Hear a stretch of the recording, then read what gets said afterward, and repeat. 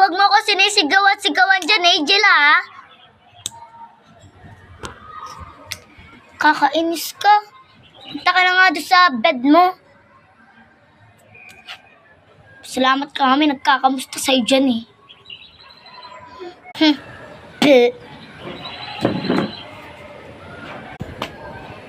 Naku, may test na naman kami. Ate, pwede pa pakitulong sa test ko? Ang hirap, eh. Ikaw, tumigil-tigil ka dyan. Kanina, sinagot mo ako dyan. Bahala ka sa buhay mo dyan. Kaya mo na yan.